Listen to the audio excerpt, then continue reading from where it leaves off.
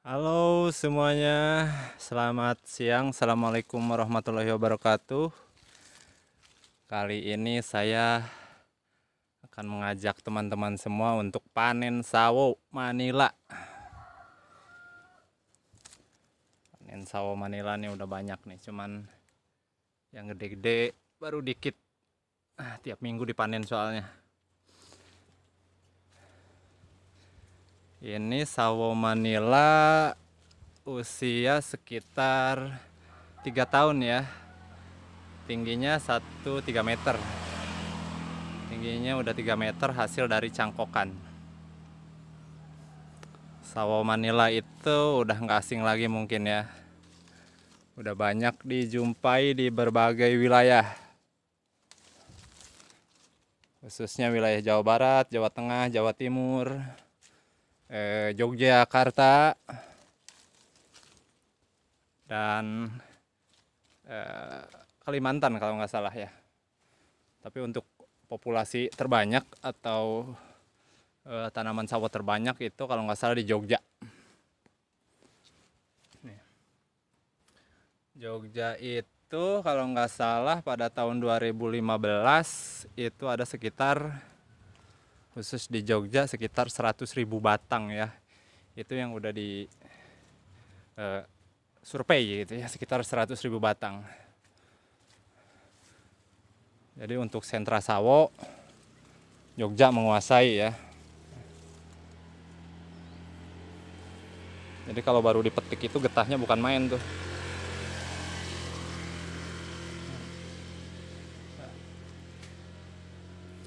Nah kalau mau panen itu yang sekitar yang udah begini nih, yang kulit-kulitnya udah bersih kayak begini. Nih. Itu tandanya udah sawonya udah tua. Kalau yang kecil-kecil, ini yang kecil kayak begini tuh masih burik tuh. Nah ini udah tua nih, lihat ya.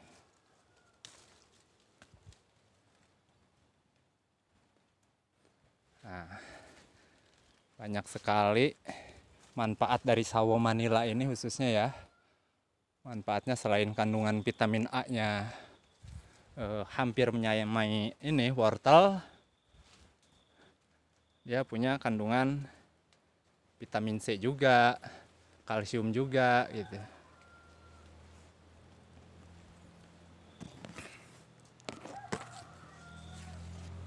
Nah, buat teman-teman yang ingin membudidayakan sawo Manila, cara mudahnya yaitu dengan cara mencangkok.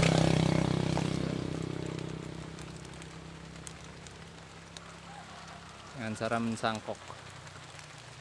Ini alternatif yang sangat cepat ya. Selain akan sama rasanya dengan indukannya, ini berbuahnya juga akan bareng sama induknya. Gerimis guys, aduh. Nah, ini udah tua nih.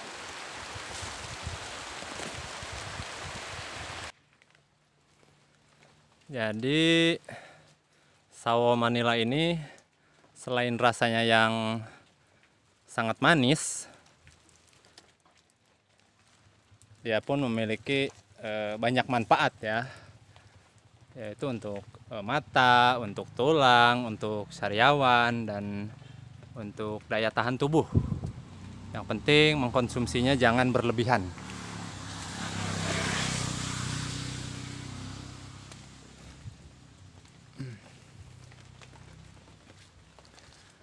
Nah, berikutnya terkait sawo Manila ini biasanya memiliki tinggi, kalau yang udah gede ya memiliki tinggi sekitar 20 sampai 30 meter.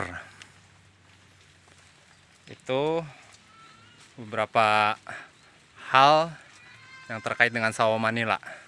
Satu lagi, nah bukan hanya satu lagi nih. Sawo Manila ini kalau di kampung saya itu ada namanya mitos guys. Baru kemarin saya lagi nyangkok, ada orang yang bilang nggak usah nanam pohon sawo deket rumah, katanya suka banyak genderuwo, kuntilanak katanya. Nah itu bukan satu dua orang ya yang bilang begitu. Kalau sawo Manila ini tempat ya suka dijadiin tempat berteduhnya genderuwo sama kuntilanak kali ya. Tapi ya saya sih ya nggak percaya lah. Udah biarin aja masing-masing aja ya, lu mau gelantungan mau apa juga asal jangan ganggu, udah biarin aja kali ya.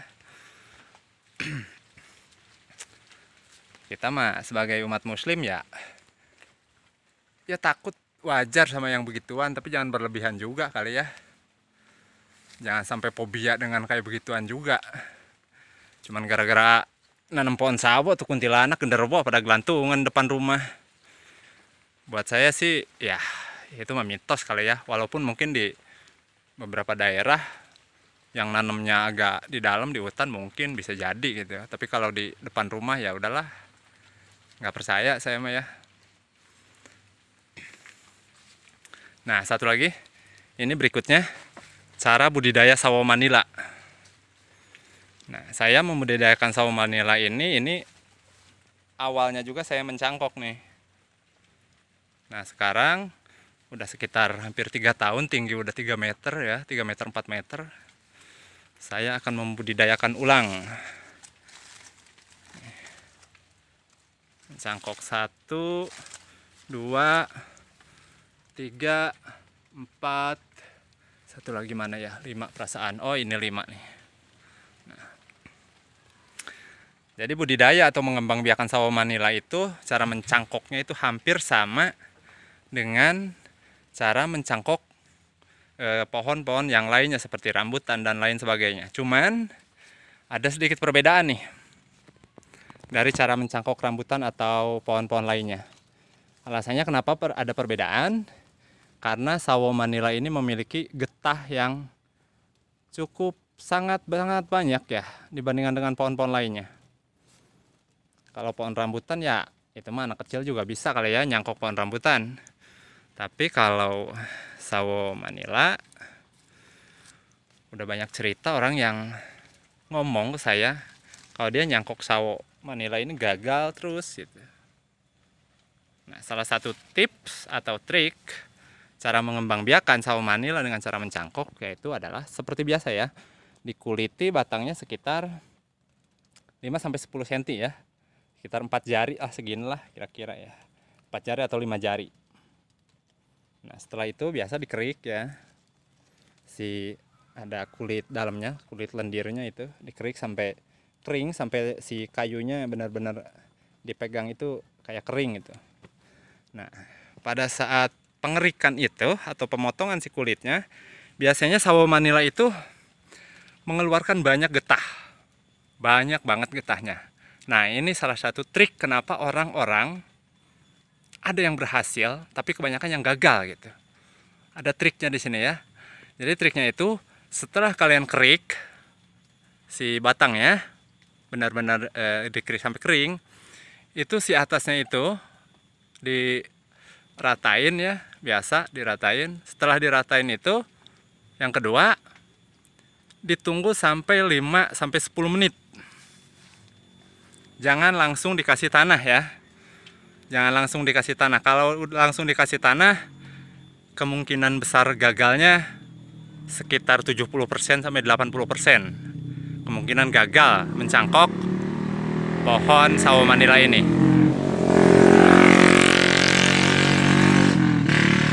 Nah, kenapa harus ditunggu sampai 5-10 menit? Supaya si getahnya itu keluar dulu semua. Baik yang dari bawah atau yang dari atas, terutama yang dari bagian atas ya. Nah, yang dari bagian atas itu sebelah sini itu harus benar-benar kering dari getahnya. Kenapa?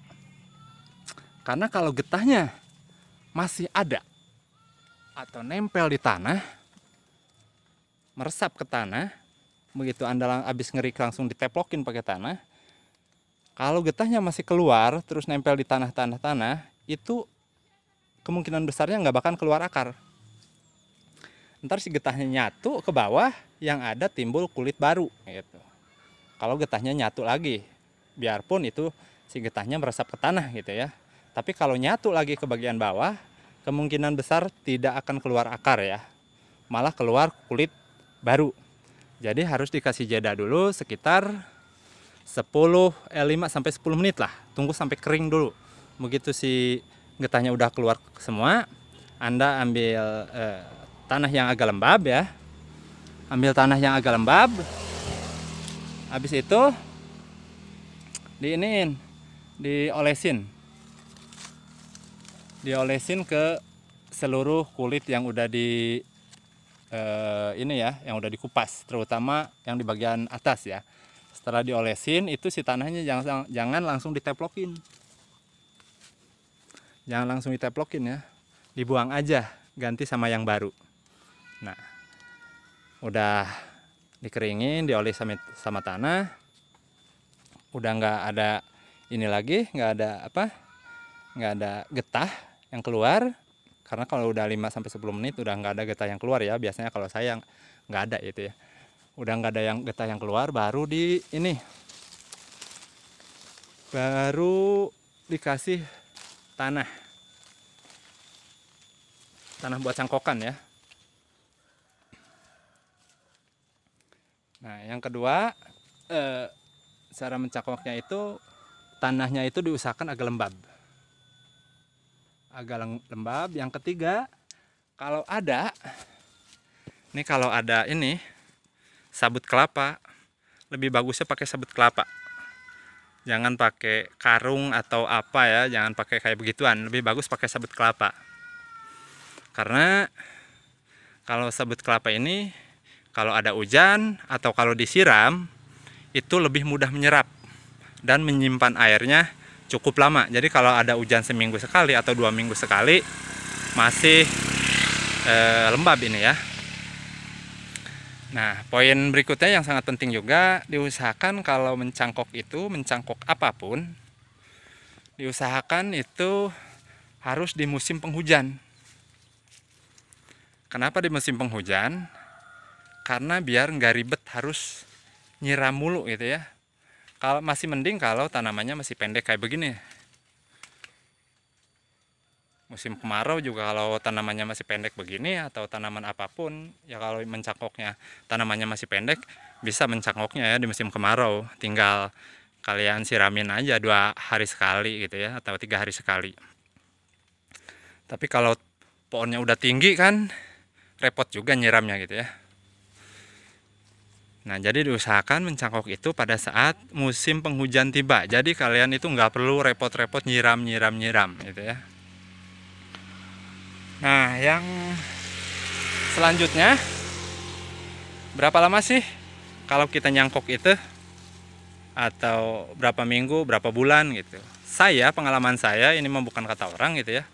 Pengalaman saya seminim-minimnya yaitu 3 bulan. Jadi kalau 3 bulan itu udah keluar akarnya ke sini nih. Udah keluar akarnya, udah kira-kiranya udah rata gitu keluar akarnya. Sekitar 3 bulan sih udah rata biasanya keluarnya. Ini udah penuh banget. Kalau udah 3 bulan atau 3 bulan setengah gitu. Nah, baru dipotong gitu ya. Dan juga teman-teman harus mencangkok batang yang diusahakan yang rindang kali ya. Misalkan kalau saya suka pilih yang rindang gitu, yang batangnya sekitar seminim-minimnya segede jempol tangan.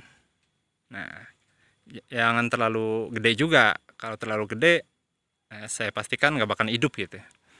Begitu dipotong biasanya langsung kering. Seminggu 2 minggu bukannya hidup malah kering gitu. Kalau batangnya terlalu gede, karena dia udah kebanyakan ngambil nutrisi dari pohon induk gitu ya. Udah ngambil nutrisinya dari pohon induk. Jadi kalau dari akar yang baru numbuh sekitar 3 cm sampai 5 cm dia udah belum kuat gitu. Jadi diusahakan seminim-minimnya segede jempol tangan ya, semaksimalnya segede jempol kaki. Jempol kaki, jangan jempol kaki yang gede-gede banget juga ya.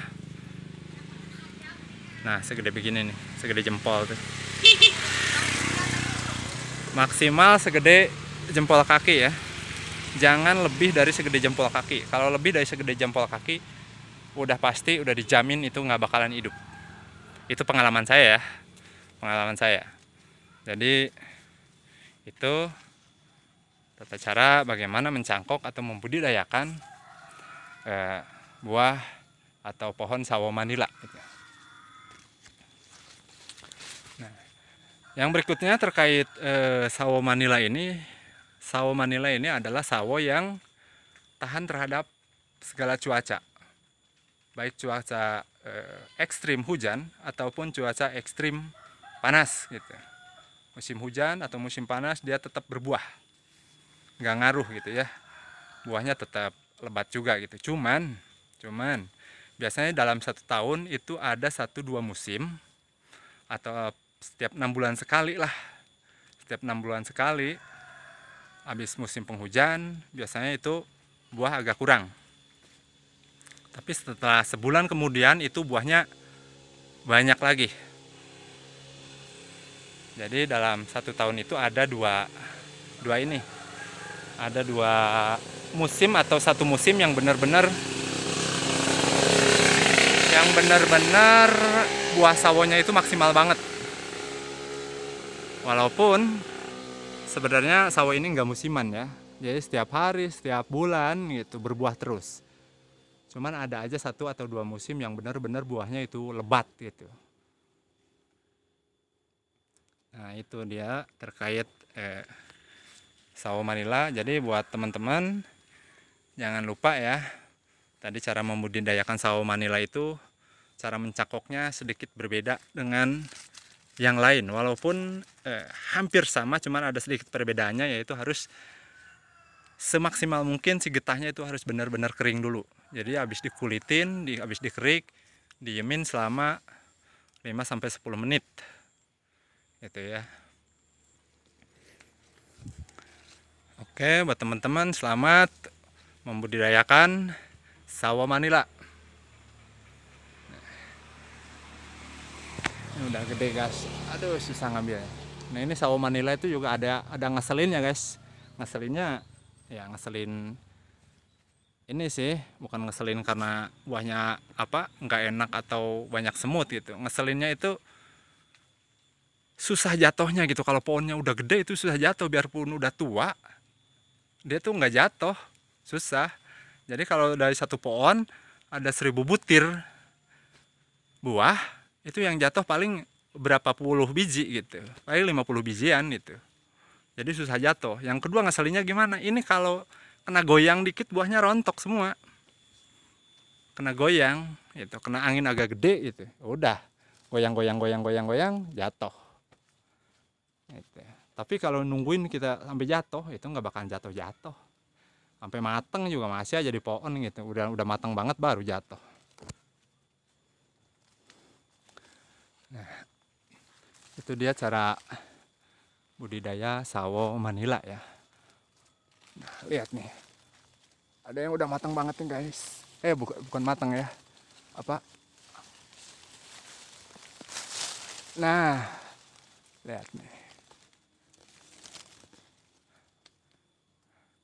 Nah ini kulitnya udah ini ya, udah putih. Jadi kayak kerak-keraknya itu udah nggak ada nih. Ya, ini udah siap panen.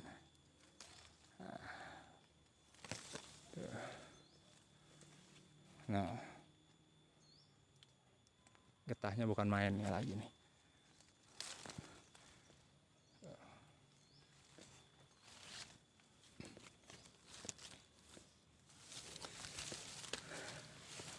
Nah, yang udah tua itu apa? Kulitnya kayak begini. Jadi bersih ya. Ini yang masih agak muda nih, cuman kepetik. Kalau yang masih agak muda agak burik ya. Kalau yang udah tua dia putih apa? Mulus dengan sendirinya. Kulitnya itu mulus dengan sendirinya. Oke. Sekian dan terima kasih.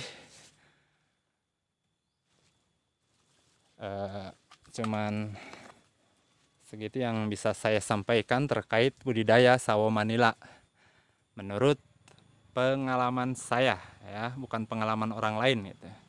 Jadi ini usia 3 tahun ya, usia 3 tahun sekitar 3,5 meter.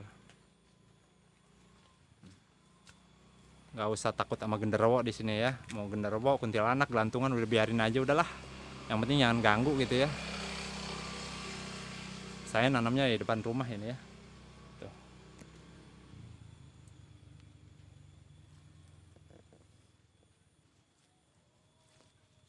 Oke, sekian dan terima kasih. Assalamualaikum warahmatullahi wabarakatuh.